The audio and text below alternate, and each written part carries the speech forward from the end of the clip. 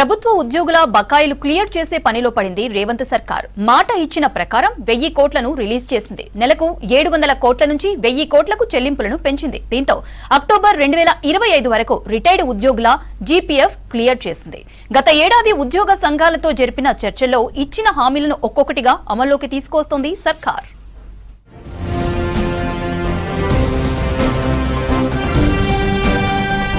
ఉద్యోగుల పెండింగ్ బకాయిల కోసం 1000 కోట్లను రిలీజ్ చేసింది సర్కార్. గత ఏడాది ఉద్యోగ సంఘాలతో జరిగిన చర్చల సందర్భంగా నెలకు 700 కోట్లు విడుదల చేస్తామని హామీ ఇచ్చింది. ఆ ప్రకారం మార్చి 2026 వరకు ప్రతి నెల ఉద్యోగులకు పెండింగ్ బకాయిలను రిలీజ్ చేస్తూ వచ్చింది. అయితే ఉద్యోగులు ఆర్థిక అవసరాలకు వారు పడుతున్న ఇబ్బందులను గమనించిన ప్రభుత్వం ఈ ఆర్థిక సంవత్సరం నుంచి ఆ మొత్తాన్ని 1000 కోట్లకు పెంచాలని నిర్ణయించింది. ఇందులో భాగంగానే ఏప్రిల్ నెలకు సంబంధించి 1000 కోట్లు విడుదల చేశారు. రిటైర్డ్ అయిన ఉద్యోగుల విషయంలో ప్రభుత్వం అత్యంత సానుకూలంగా స్పందించింది. 2025 అక్టోబర్ వరకు పెండింగ్ లో ఉన్న రిటైర్డ్ ఉద్యోగుల జీపీఎస్ బకాయిలన్నింటినీ ఈ నిధులతో పూర్తిగా క్లియర్ చేశారు. ఉద్యోగుల ఆరోగ్య అవసరాలకు సంబంధించి మెడికల్ బిల్లులను ఒక్కరోజు కూడా ఆలస్యం చేయకుండా ప్రాధాన్యతా క్రమంలో ఎప్పటికప్పుడు చెల్లించాలని ప్రభుత్వం అధికారులను ఆదేశించింది.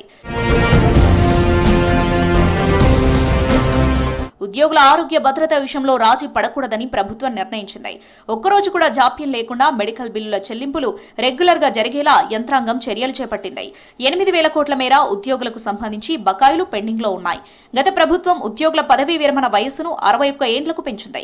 దీంతో 3 ఏళ్ల పాటు రిటైర్మెంట్లు జరగలేదు. ఫలితంగా బీఆర్ఎస్ ప్రభుత్వం దిగిపోయే నాటికి అంతకుముందు 3 ఏళ్లు ఎలాంటి రిటైర్మెంట్ల భారం ప్రభుత్వంపై పడలేదు. అయితే కాంగ్రెస్ ప్రభుత్వం అధికారంలోకి వచ్చిన 3 నెలలకే రిటైర్మెంట్లు మొదలయ్యాయి. ప్రతి ఏడాది యావరేజ్ గా 9500 మంది ఉద్యోగులు రిటైర్ అవుతున్నారు. ఒక్క ఉద్యోగికి సగటున 40 లక్షల నుంచి 70 లక్షల వరకు బెనిఫిట్స్ రూపంలో చెల్లించాల్సి ఉంటుంది. ఇప్పటికే పెండింగ్ లో ఉన్న బకాయిలకు తోడు కొత్తగా ప్రతి ఏటా 6000 కోట్ల రూపాయల అవసరం పడుతుంది. అందులో భాగంగానే ప్రతి నెల కొంత మొత్తంలో చెల్లింపులు చేస్తూ బకాయిలు పూర్తిగా తీసేయాలని ఎప్పటికప్పుడు ఉద్యోగులకు చెల్లింపులు ఉండేలా ప్రభుత్వం ప్లాన్ చేస్తుంది.